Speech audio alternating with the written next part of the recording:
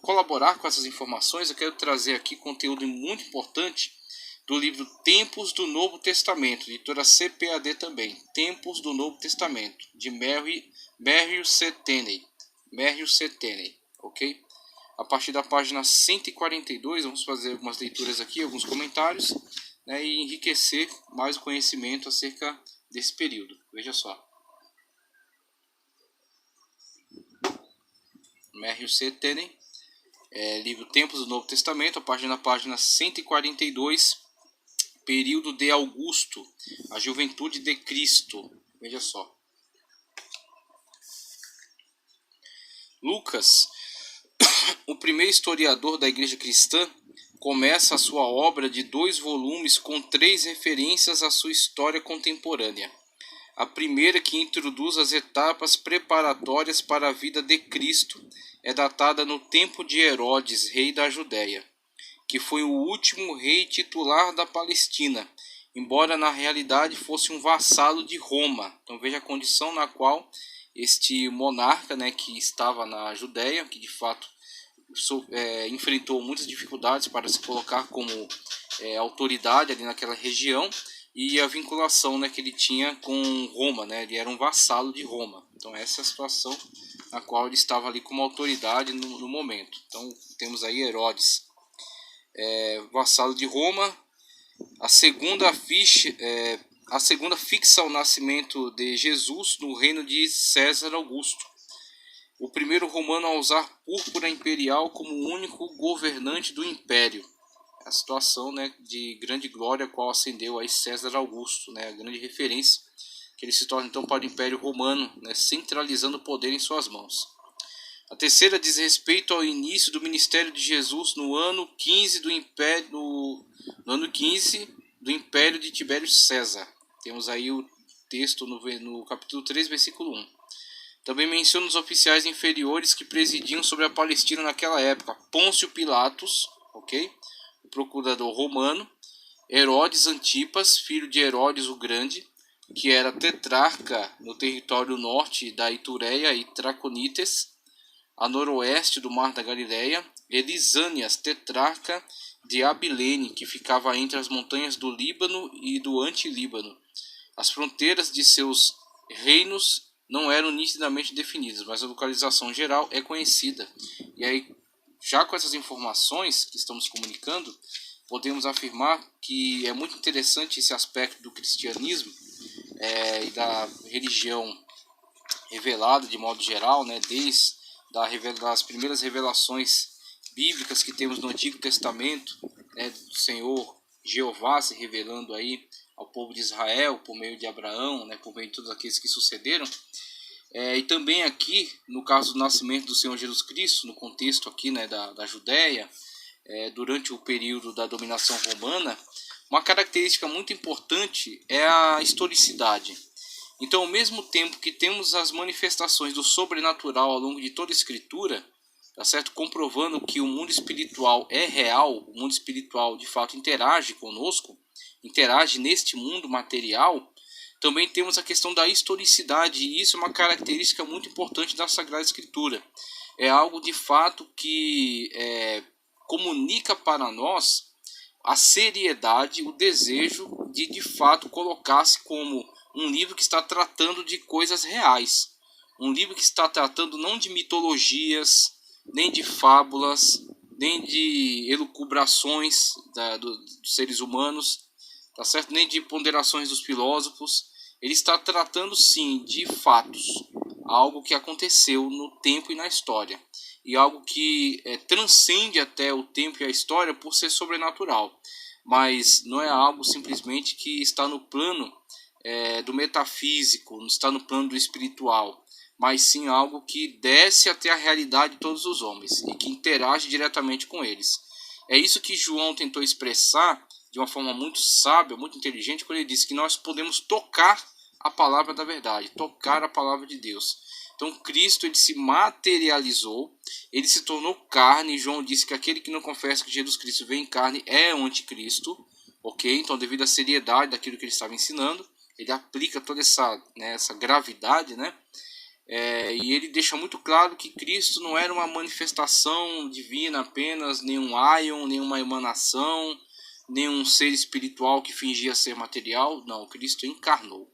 Cristo de fato veio e tornou-se homem e nasceu em determinada época, em determinado lugar. Por isso essas referências. Essas referências aqui não são à toa, não são só para preencher espaço, para ficar bonito. É para te situar geograficamente e historicamente, a historicidade do cristianismo. São alegações muito fortes para você comprovar a veracidade, para você comprovar a singularidade, como de fato esta fé ela está ligada à realidade, né? Ela está de fato carregada, né, de argumentos da sua historicidade, da sua veracidade. Então é muito interessante nessa questão da historicidade do cristianismo, vinculada à questão do sobrenatural, da fé, das manifestações miraculosas da parte de Deus. Veja só. A autoridade eclesiástica do povo judeu era fixada na casa saduceana de Anás, sumo sacerdote emérito que foi indicado para o cargo pela primeira vez em 6 depois de Cristo, por Cirênio, o núncio imperial da Síria. Aí veja que muitas das vezes são autoridades não locais que exercem influência sobre a região. No caso aqui, a Síria sempre foi bastante influente e muitas das vezes governantes ou cônsules, né, que estavam ligados a esta região acabavam também por administrar as regiões ali da Judéia e Samaria. E que manteve sua posição até ser deposto por Valério Grato, o procurador da Judéia, por volta de 15 depois de Cristo. O genro de Anás, Caifás, tornou-se sumo sacerdote em 18 depois de Cristo. E Anás continuou a ser o poder por trás do trono. E aí temos um conflito entre a tradição judaica e o direito, né, o direito romano. Então Roma, na posição de na posição de império, né, que está controlando aquela região, que administra, né, aquela região de fato, não vê qualquer dificuldade em fazer essa substituição. Todavia, ela entra em conflito com princípios da tradição judaica, por exemplo, com respeito ao sumo sacerdote, que de fato era uma figura muito relevante, não somente religiosamente, mas politicamente, e que na visão deles não poderia ser deposto, não havia razão, não havia motivo pelo qual ele fosse deposto. Motivos políticos não eram suficientes. Assim, Roma fez essa transição e os judeus fingiram que aceitaram. Mantiveram, de fato, né, não contrariaram, né, a imposição romana dessa sucessão, né, passando o poder aí de Anás para Caifás. Mas, na verdade, Anás continuou administrando ali a situação por trás, né, na sombra de Caifás. Então, Caifás era só um marionete, né, que servia ali para atender os interesses de Roma. Então Roma se reportava a Caifás, mas quem dava as ordens de verdade era Anás, tá? Respeitando a tradição aí dos judeus. Tornou-se sumo sacerdote em 18 depois de Cristo, e Anás continuou a ser o poder por trás do trono, até ambos serem depostos em 36 depois de Cristo, provavelmente por causa de sua contínua influência. Ele é mencionado juntamente com Caifás na cronologia de Lucas 3:1. Veja que é um fato que não foi sempre conhecido, né, essas questões burocráticas. Todavia, pelo fato do evangelista estar se referindo a fatos e estar de fato se empenhando na pesquisa destes, ele traz para nós, né, essas informações que durante muito tempo podem não ter sido compreendidas, mas ao se observar depois questões mais particulares da administração romana na região, percebeu-se por que a citação de Lucas, né, e por que ele menciona os dois, Anás e Caifás, né, situação curiosa, né, mas por quê? Por causa dessa situação na qual Roma tenta interferir nas questões internas e os judeus não aceitam essa interferência, mas também não têm poder para resistir, então fazem de conta que aceitou, mas mantém ali, mantém Caifás como um marionete de Anás, né? Caifás reporta aos romanos e Anás é que preside de fato, né, que toma as decisões ali. E de fato Anás e Caifás tiveram Cristo, né, sendo julgado ali diante deles. Com certeza tinham todo o desejo de eliminá-lo, de trucidá-lo, mas não puderam, por mais que tenham esbofeteado, né, tenham humilhado, tenham cuspido, tenham feito falsas denúncias, mas não puderam matar, porque eles não eram o poder dominante ali na região, na ocasião, no momento. Eles tiveram que conduzir ao magistrado romano. Somente ele poderia dar a sentença, e ele de fato hesitou muito em dar a sentença cabal, optando pelo flagelo, querendo então soltá-lo, mas vendo que estas lideranças conseguiram influenciar todo o povo, tiveram então que ceder, né, para que não houvesse ali um motim.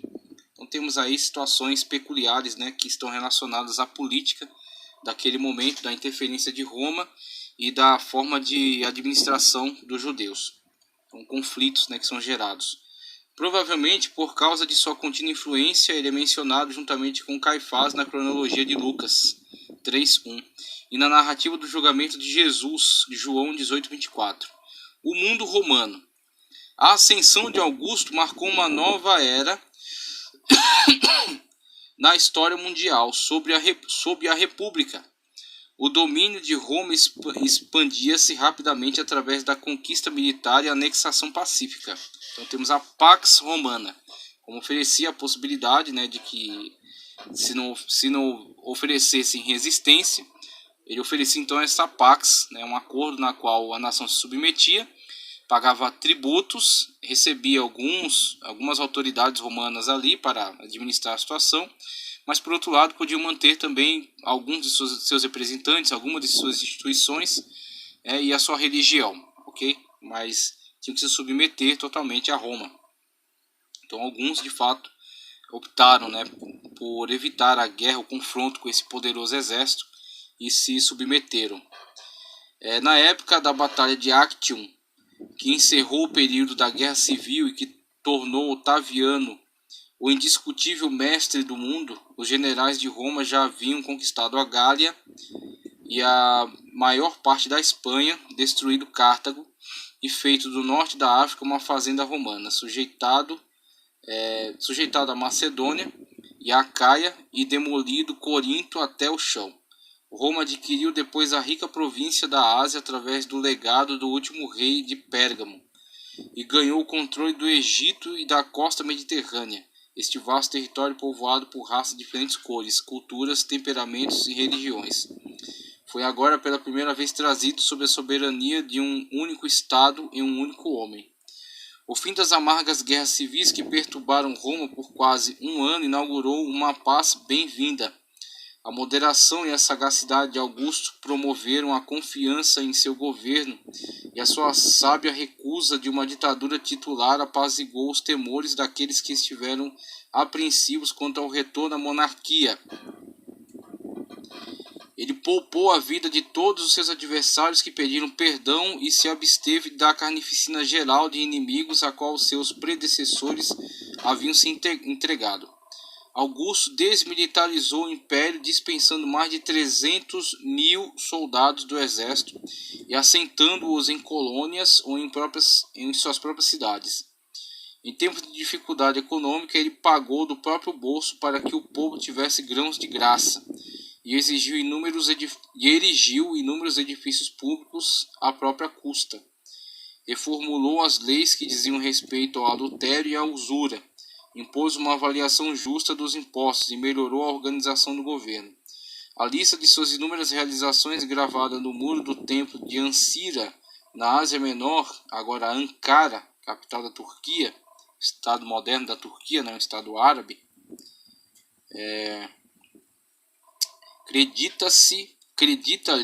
acredita-lhe a edificação de 14 templos e a restauração de 82 edifícios públicos, juntamente com uma extensa construção de aquedutos e estradas. A pirataria e o banditismo que haviam surgido nos últimos dias desorganizados da República foram firmemente reprimidos. Um salutar esprit de corps nasceu no Império, de forma que o povo começou a se orgulhar de ser romano e se tornar consciente de uma nova unidade no Estado. Embora as culturas variassem amplamente, desde os lavradores tímidos do Egito até os montanheses independentes dos Alpes, e desde os mineiros da Espanha até os negociantes da Síria, eles compartilhavam igualmente de proteção e dos privilégios do governo romano.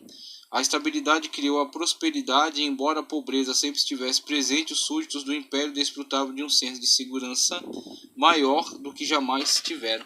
Você tem aqui com essa situação todos esses feitos, né, deste grande governador, né, que foi o imperador romano nessa época. Temos aí, né, como ele de fato é muito eficaz, né, na administração da justiça, na desmilitarização, em evitar a carnificina, né, a destruição de tantos povos, em organizar a economia, né, então mesmo em períodos de escassez, evitar a injustiça, evitar a usurpação, né, da riqueza do povo de modo geral, e principalmente a eliminação dos diversos conflitos que marcaram sempre a história da humanidade, quando pequenos reis, constantemente gananciosos, né, ciosos de poder, sempre se levantavam uns contra os outros e com isso criavam um clima de instabilidade e de guerras constantes.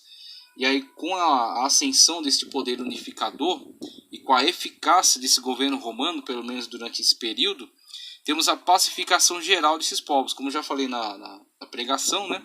A atuação de Deus por meio da permissão para que esses povos se levantem e criem toda essa situação favorável.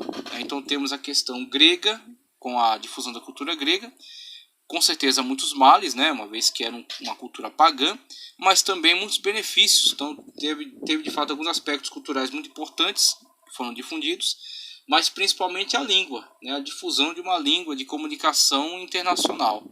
E a ascensão de Roma, como estou lendo aqui, os diversos benefícios que esse império trouxe, né, a eficaz administração, né, que teve durante muito tempo, e a pacificação desses povos, né, possibilitando então o trânsito. E aí você vai ter, por exemplo, a edificação das estradas, né, o cuidado das estradas, a eliminação do banditismo que infestava, né, os caminhos, a eliminação da pirataria, que também atrapalhava as comunicações marítimas. Então Roma, com isso, está pacificando o mundo, claro, debaixo da égide do seu poder, né? Então Roma está se impondo. Essa é uma imposição do Império Romano, então não estamos dizendo aqui, não estamos louvando, né? Dizendo, nossa, realmente, o Império perfeito. Não, simplesmente estamos constatando que houveram benefícios e não foram poucos. Foram muitos benefícios, conforme a leitura aqui, né, está nos elencando. Augusto obteve o controle do Império de forma lenta, mas insistente, através da apropriação pessoal da autoridade governamental. Ele tinha o direito de remover os membros do Senado, iniciar a legislação, administrar o tesouro público, ter o comando militar supremo e agir como pontifex maximus, ou chefe religioso do Estado. Na verdade, ele foi o ditador de Roma, ainda que parecesse singularmente discreto no exercício desses tremendos poderes. Ele desejava tornar a vida segura e tolerável a todas as classes do império. Para fazer isso, teve que reorganizar a máquina do Estado e ter a certeza de que cada parte de seu domínio estava sendo bem governada.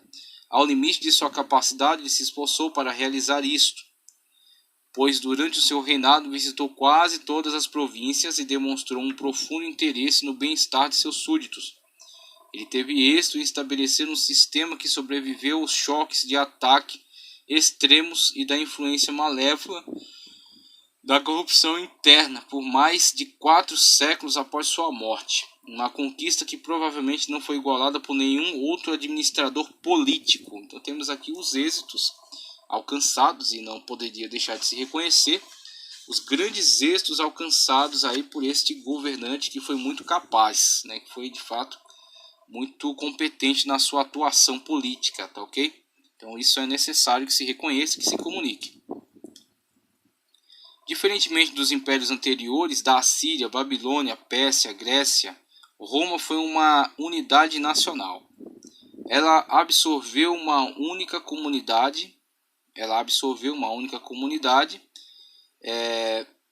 ela absorveu em uma única comunidade as culturas variadas, diferentemente da Grécia, que rapidamente se fragmentou em quatro reinos, vamos colocar assim, né? Quando Alexandre morre, os seus generais repartem o poder. Então não foi uma unidade.